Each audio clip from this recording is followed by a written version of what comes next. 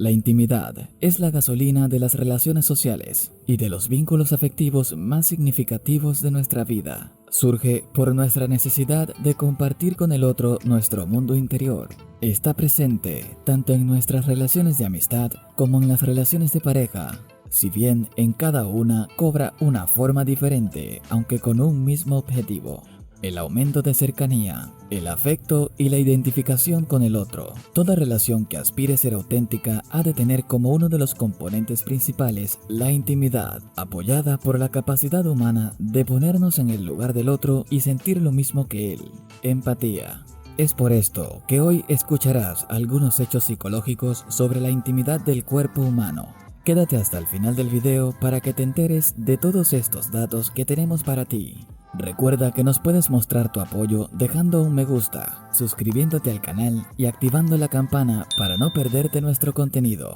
Empecemos. Todo acto de intimidad implica correr riesgos. La intimidad implica mostrarnos al otro tal y como somos, despojados de nuestras inhibiciones y pudores para revelar lo oculto, lo doloroso, lo que quieres que nadie sepa. Está relacionado con nuestra necesidad de trascender e implica la creación de canales de información profundos entre los interlocutores, donde la cercanía entre los implicados es máxima y permite momentos de desahogo y expansión importantes. Los momentos de intimidad no se pueden forzar, requiere un esfuerzo consciente para que esto surja, el tiempo y la capacidad de recoger los sentimientos del otro, sin que aparezcan los juicios, y escuchando el significado de lo que ocurre, determinará las ganas y las veces que se repetirá en el futuro. También el hecho de que los implicados hayan hecho un trabajo emocional intenso, que sean capaces de entender lo importante que es para sí mismos la expresión de sus propias emociones. Como todo acto de compartir, implica nerviosismo y una inhibición del pudor. Lo más recomendable es que evitemos los juicios y dejemos nuestras opiniones para otro momento. Es un proceso hacia adelante donde se confía en la buena voluntad del interlocutor. La persona se muestra vulnerable y la reacción que decidamos mostrar hará que el otro prosiga con sus revelaciones. De este modo, la reacción del otro determina el pago, provocándote un alivio tremendo si el otro te responde con su intención y su comprensión. Los investigadores han apodado este proceso como el de pelado de una cebolla. Se empieza compartiendo pequeñas cosas impersonales y según las reacciones que hagamos a las confesiones del otro, más autorrevelaciones de contenido emocional haremos. Cuantas más capas quitemos, más apoyo y atención recibiremos del otro. Esto es un proceso recíproco y que explica lo especialmente vinculativo de la intimidad. Si no funciona la intimidad, es por lo punitivo que resultan los juicios. Basta un paso en falso para que la persona cierre el grifo y no suelte prenda de lo que lo atormenta. También afecta negativamente si alguna de las personas implicadas tiene una historia de apego evitativo, donde las relaciones de los demás están mezcladas con ideas de rechazo, de castigo y un exceso de control, por lo que la persona tenderá a defenderse y al exceso de reserva, y tenderá a no compartir intimidades. Hasta ahora, ¿te está gustando el video? Comenta y no olvides darnos tu apoyo con un me gusta. Continuamos. En las relaciones sentimentales, la intimidad cobra una naturaleza propia, por lo que podría parecer, las relaciones afectivo-sexuales ayudan en la construcción de la intimidad y de una identidad, tanto por el componente sexual como por el intercambio de afecto entre los implicados. Es así como el afecto en el sexo invita a una cercanía emocional, por el placer que supone conseguir la atención y el interés de quien deseas. Progresivamente se crea una fusión emocional donde el compartir se convierte en un denominador común.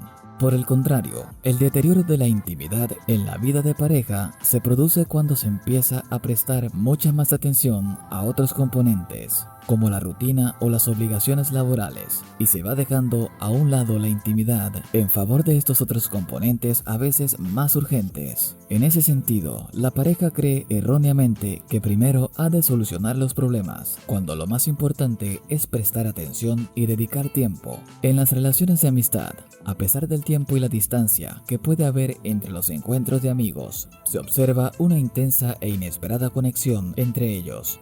Con los amigos volvemos a las bases, a compartir información personal, a pasar tiempo de calidad y de diversión. Nos ofrecen cariño y apoyo a nuestras inseguridades. El deterioro en las amistades tiene que ver más con la deslealtad o la pérdida de confianza. Es difícil volver a un estado inicial si se producen alguno de estos elementos. La vivencia de la intimidad también es distinta si hablamos del sexo y el género entre integrantes. En las parejas heterosexuales se produce un problema de comunicación ante la forma diferente que hay de expresar la intimidad entre hombres y mujeres. Los hombres encuentran muchas dificultades a la hora de expresar sus sentimientos, y aunque se comunican mejor con mujeres, entre ellos se produce una comunicación superficial debido a la dificultad que supone mostrar a otro hombre su vulnerabilidad.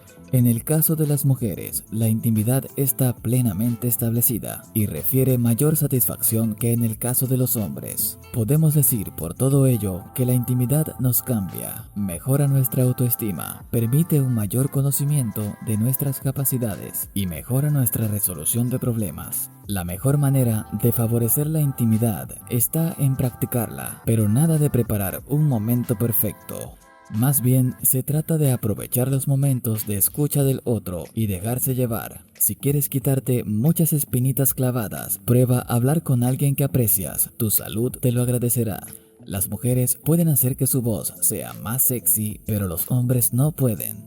En un estudio de 2014, un equipo de investigadores de la Universidad de Ullrich descubrió que las mujeres podían manipular deliberadamente sus voces contando del 1 al 10 para sonar más atractivas, pero cuando los hombres intentaron ser más sexys, en realidad sonaban mucho peor. Las personas que tienen el sexo más pervertido y salvaje tal vez sean las psicológicamente más sanas. El sexo es uno de los mejores destructores del estrés, disminuye la presión arterial y te calma. Según un estudio llevado a cabo por científicos de la Universidad Estatal de Nueva York, el semen puede ayudar a combatir la depresión. El semen contiene sustancias químicas que elevan el estado de ánimo, aumentan el afecto e inducen el sueño.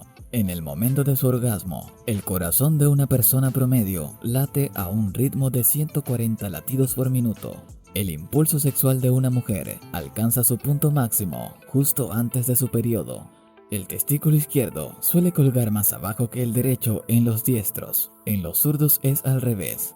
Un espermatozoide puede viajar hasta 7 pulgadas en una hora. Un orgasmo al día puede disminuir el riesgo de cáncer de próstata de un hombre. Un estudio encontró que el buen sexo activa la región del cerebro asociada con el enamoramiento. Según expertos, en promedio, las relaciones sexuales tardan de 10 a 12 en el juego previo y de 3 a 5 minutos en el acto sexual. Sin embargo, una investigación publicada por el Journal of Sexual Medicine asegura que 7 minutos es tiempo suficiente para tener una relación sexual satisfactoria.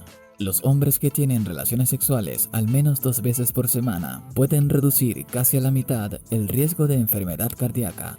Según un estudio de 2010, tener relaciones sexuales al menos 3 veces por semana puede hacerte lucir de 4 a 7 años más joven. ¿Qué te parecen estos datos? Déjanos tu comentario y recuerda suscribirte al canal y activar la campana. A las mujeres les gusta ser besadas en el cuello.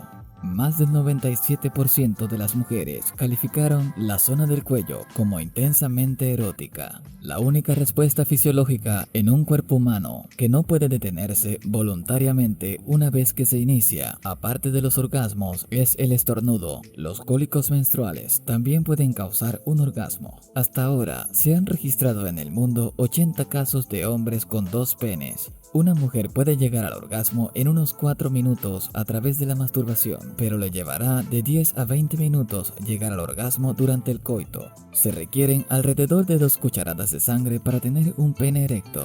¿Alguna vez te has preguntado por qué es difícil orinar inmediatamente después de tener relaciones sexuales? Eso se debe a que cuando tienes un orgasmo, tu cuerpo libera hormonas antidiuréticas. Después del orgasmo obtenido en la relación sexual o la masturbación, muchas personas concilian el sueño con más facilidad. Orinar después de tener relaciones sexuales ayuda a evitar que contraigas infecciones del tracto urinario. Un hombre saludable promedio puede eyacular suficiente esperma en 2 semanas para fecundar a todas las mujeres del mundo. El sexo aumenta tu inmunidad al dolor. Los orgasmos desencadenan hormonas que te ayudan a aumentar tu umbral de dolor. Solo el 18% de las mujeres tienen un orgasmo solo con la penetración vaginal mientras tienen relaciones sexuales con una pareja. El esperma eyaculado sobrevive solo unas pocas horas fuera del cuerpo, pero una vez que ingresa a la vagina de una mujer y se abre paso hasta el moco cervical, puede vivir entre 3 y 5 días.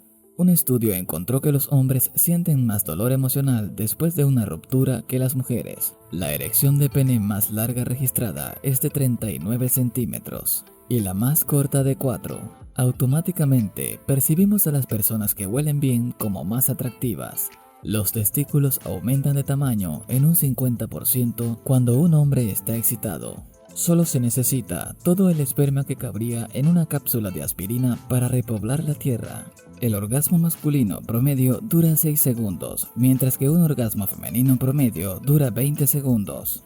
La vagina promedio mide de 3 a 4 centímetros de ancho, pero puede expandirse en un 200% cuando está excitada sexualmente. Afeitar el área púbica aumenta las posibilidades de propagar el SIDA. Las mujeres que tienen relaciones sexuales al menos una vez a la semana tienen un ciclo menstrual más regular. Los hombres alcanzan su madurez sexual a los 25 años. Las personas casadas se masturban mucho más que las personas que viven solas. La mayoría de las mujeres prefieren un lugar oscuro a un lugar bien iluminado para tener relaciones sexuales. Estos fueron algunos hechos psicológicos del comportamiento humano y la intimidad.